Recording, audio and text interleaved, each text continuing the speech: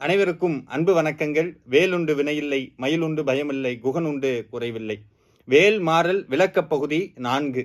இந்த 3 பகுதிக்கும் நீங்க கொடுக்கக்கூடிய அபார ஆதரவை பார்க்கும்போது இன்னும் நிறைய சொல்லணுங்கிற ஆசையை முருகன் எனக்குள்ள தூண்டிக்கொண்டே இருக்கிறார். இந்த வேல் மாறல் விளக்கம் அப்படிங்கிறது நான் புத்தகத்திலிருந்து நிறைய தரவுகள் எடுத்தாலும் பக்தர்களுடைய வாழ்க்கையில நடக்கக்கூடிய அற்புதங்களை அதோட பொருத்தி பார்க்கும்போது எவ்வளவுக்கு எவ்வளவு இது உண்மைங்கிறது முருகன் காட்டிக்கொண்டே இருக்கிறார்.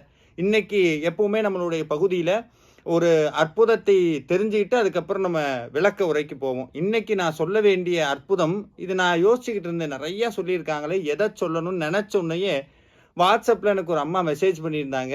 ஐயா, நான் 48 நாள் வேல் மாறல் படித்தேன். அன்னைக்கு நைட்டு என்னுடைய உடம்புக்குள்ள வேல் உள்ள வர மாதிரி ஒரு கனவு மாதிரி எனக்கு வந்தது அப்படின்னாங்க. அதுக்கப்புறம் அவங்களுக்கு ஒரு கனவு வருது. என்ன கனவுன்னா, ரோட்ல நிற்கிறாங்க, ஒரு கார் அந்த சைடு அடிபட்டு நிற்கிது. பாவம், இந்த பொண்ணு என்ன பண்ண போதோ, எல்லாரும் சுற்றி நின்று இப்படி சொல்றாங்க. விபத்து நடந்ததாக ஒரு கனவு அவங்களுக்கு வருது. இவங்களுக்கு ரொம்ப பயமாயிடுச்சு, இப்படி ஒரு கனவு வருதே அப்படின்னு சொல்லிட்டு. அதுக்கப்புறம் இவங்க ஏதோ ஒரு சொந்தக்காரங்களுடைய திருமண வீட்டுக்கு போயிட்டு வரும்போது இவங்களுடைய கார் ஆக்சிடென்ட் ஆகுது. என்ன அதிசயம் அப்படின்னா, இந்த உள்ள இருந்த ஒருத்தருக்கு கூடி அடிபடாம அத்தனை பேரும் அவ்வளவு நல்லா இருந்திருக்கிறாங்க. அப்பத்தான் அந்த அம்மையாருக்கு ஏன் வேல் தன் உடம்புக்குள்ள வந்ததாக கனவு வந்ததுக்கும் அந்த இன்னொரு விபத்து நடந்த மாதிரி கனவுக்கும் அர்த்தம் அப்பதான் புரிஞ்சுது. அதனாலதான் சொல்லுவாங்க என்னன்னா, நான் இப்ப சொன்ன இந்த அற்புதத்துக்கும் நான் சொல்லக்கூடிய விளக்க வரிக்கும் ஒரு அர்த்தம் இருக்கிறது, ஒரு காரணம் இருக்கு.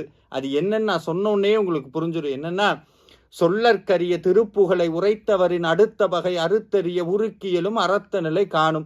இதுதான் இன்னைக்கு நம்ம தெரிஞ்சுக்கக்கூடிய வேல்மாறல் விளக்க பகுதியில நான் எடுத்திருக்கக்கூடிய ஒரு வரி. நிறைய பேருக்கு ஒரு சந்தேகம் இருக்கும், வேல்மாறலனுடைய ஆர்டர் வைஸ் நான் சொல்லலைன்னு நிறைய பேர் நினைச்சிருப்பீங்க. நான் அப்படி எடுத்துக்கல.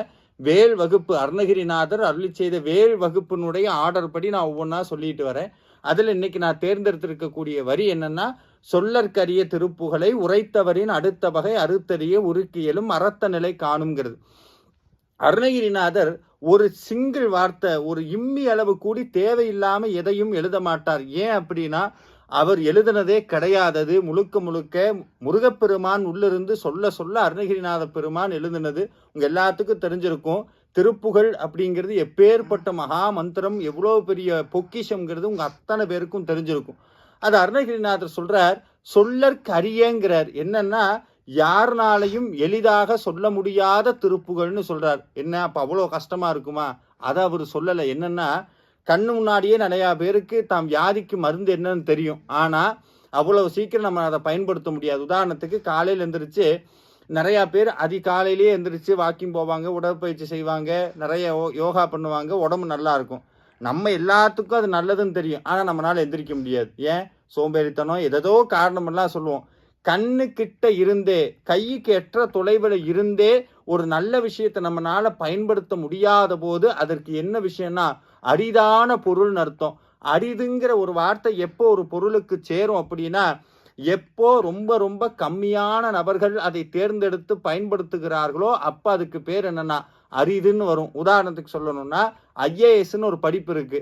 ஆனால் நம்ம அவ்வளோ சீக்கிரம் அதை போய் தேர்ந்தெடுக்கிறோமா? கிடையாது. ஏன்னா அது கஷ்டம் சார், முடியாது, படிக்க முடியாது, நம்மளால முடியாது. ஏன்னா அது நம்மளுடைய தகுதிக்கு அது பெருசா நம்ம நினைப்போம்.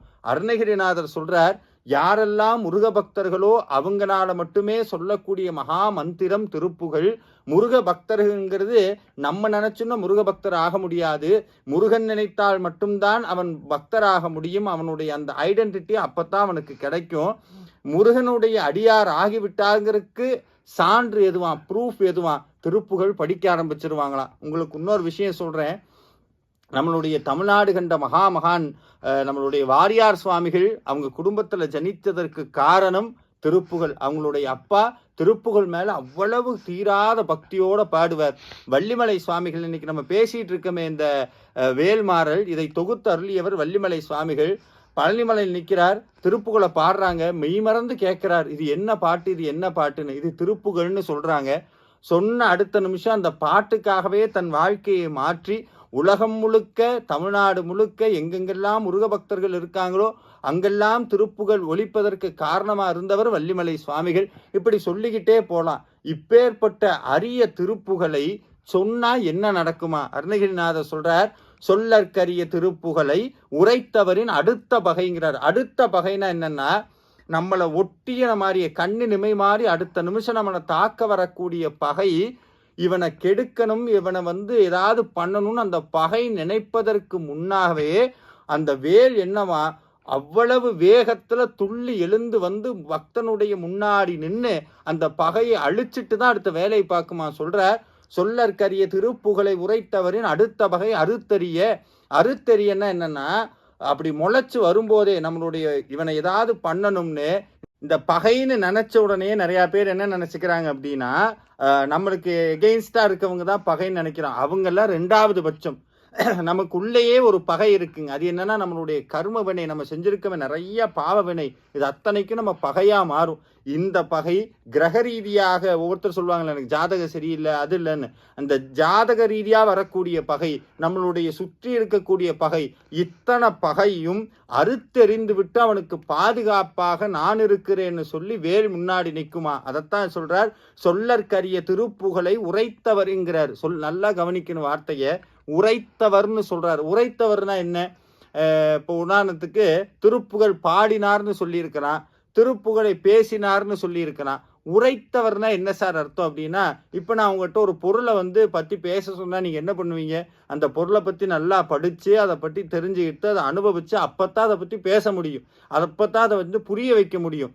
உரை ஆசிரியர்னு சொல்லுவாங்க. நீங்க கவனிச்சிருப்பீங்க, ஒரு பாடலுக்கு எக்ஸ்பிளனேஷன் எழுதுறாங்கன்னா அவங்களுக்கு பேர் உரை ஆசிரியர்னு பேர். அருணகிரிநாதர் என்ன சொல்றார்? திருப்புகழை வார்த்தையோட படிக்கிறவங்க கிடையாது, திருப்புகழை வாயோட பாடுறவங்க கிடையாது, திருப்புகழை உணர்ந்து உணர்ந்து அதனால உள்ளுக்குள்ளேயே திருப்புகழாக யார் வாழ்றாங்களோ அவங்களுக்கு பேர் தான் திருப்புகழ் உரைப்பவர்னு அர்த்தமா. அதான் சொல்றார், திருப்புகழ் உரைத்தவரின் அடுத்த வகை அறுத்தறிய உருக்கியலும் அறத்த நிலை காணுங்கிறார். என்னன்னா, கண்ணுமைக்கிற நேரத்துல தன்னுடைய மொத்த பராக்கிரமையும் திரட்டி கொண்டு மயில் மேல மின்னல் வேகத்துல வேல் பக்தனுடைய துன்பத்தை நீக்கக்கூடிய மகா வேல். அந்த வேல் எப்படி இருக்கா? திருத்தணியில் உதித்தருளும் ஒருத்தன்மனை விருத்தன் என் உளத்தில் உரை கருத்தன் மயில் நடத்து குகன் வேலே அப்படின்னு முடியும். இந்த 2 அடியை சொன்னால் எப்பேற்பட்ட அந்த ஜாதக ரீதியான துன்பங்கள், மன ரீதியான கஷ்டங்கள், எதிர் பகைகள், அத்தனை பகையும் நம்மளை விட்டு ஒரு அடி தள்ளி நிற்குமா. திருப்ப அதை சொல்லும் போது உள்ளுக்குள்ள நம்மளை அறியாம ஒரு ஒரு பராக்கிரமம் வருங்க. பராக்கிரமம்னா என்னன்னா, நம்ம சொல்லுவோமே, உதாரணத்துக்கு சொல்லணும்னா, உங்களுக்கு ரொம்ப பெரிய மினிஸ்டர் உங்க ஃப்ரெண்டா இருந்தா என்ன சொல்லுவீங்க? போடா மினிஸ்டர் என் ஃப்ரெண்டுடா, அவன் இருக்கும்போது எனக்கு என்ன, என் ஃப்ரெண்டு யார் தெரியுமா எல்லாம் சொல்லுவோம்ல. அதே மாதிரி சாதாரண மினிஸ்டரே நம்மளுக்கு ஃப்ரெண்டா இருந்தா இவ்வளவு கெத்து வருதுன்னா, முருகன் நம்மளுக்கு நண்பனா இருந்தா, முருகன் நம்மளுக்கு தாயாக இருந்தால், முருகன் நமக்கு தந்தையா இருந்தா, முருகனே நம்ம கூட இருக்கும்போது நம்மள அறியாம இந்த வாழ்க்கையை எதிர்கொள்வதற்கு நமக்கு ஒரு தைரியம் வரும். அந்த தைரியத்தை இந்த 2 வரி கொடுக்கும். உங்களுக்கு எப்பெல்லாம் மனசு சரியில்லையோ, பயமா இருக்கோ, அப்பெல்லாம் இந்த 2 வரியை சொல்லுங்க.